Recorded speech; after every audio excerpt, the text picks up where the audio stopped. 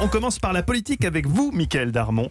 Le début de l'année 2019 est marqué par un regain de mobilisation des Gilets jaunes et la journée de samedi est un cap qui a changé l'analyse du gouvernement.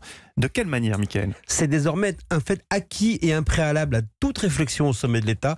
L'état de crise est déclaré. Samedi, les affrontements avec les Gilets jaunes n'avaient pas pour enjeu des dégâts matériels. Les magasins étaient peu touchés, seulement quelques véhicules de roues à Paris, mais les cibles sont devenues politique, symbole des symboles, avec un groupe d'assaillants, un engin de chantier a défoncé l'entrée du ministère où se trouve le bureau du porte-parole du gouvernement, Benjamin Griveaux, qui a été évacué. Le président a réagi en parlant d'une agression contre la République, mais désormais, Emmanuel Macron également a changé de mode d'analyse. Il a désormais conscience que c'est le caractère imprévisible des événements qui sera la nouvelle horloge du quinquennat. C'est pas seulement une formule, mais vraiment une logique de fonctionnement. Et en ce début d'année très tendu, intervient aussi l'imprévu avec le départ surprise de Sylvain Faure, le directeur de la communication et la plume d'Emmanuel Macron.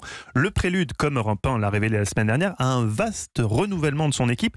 Comment le président compte-t-il la réorganiser ? Eh bien justement, il part du principe qu'on vient d'évoquer, tout est imprévisible, donc il faut quelqu'un capable de gérer des crises. Et c'est la raison pour laquelle je peux vous dire que la candidature de l'actuel directeur de cabinet de Brigitte Macron, Pierre-Olivier Costa, a été écartée par le chef de l'État ces jours-ci. Raison invoquée, pas d'expérience de gestion de crise et un manque de familiarité avec le monde des médias pour cet ancien conseiller de Bertrand Delanoë. Et d'autres possibilités existent, comme un tandem possible qui serait formé par l'actuelle directrice adjointe de la communication du président, Sibeth Ndiaye, et Philippe Grandjean, un des dirigeants de En Marche, aux côtés du président depuis le début. Ndiaye a fait ses classes en politique et pilote les relations avec les médias depuis l'époque de Bercy. D'autres candidatures sont également examinées par le président. Cette décision aura une dimension politique alors que le grand débat national va commencer et que les turbulences politiques ne sont pas près de se calmer.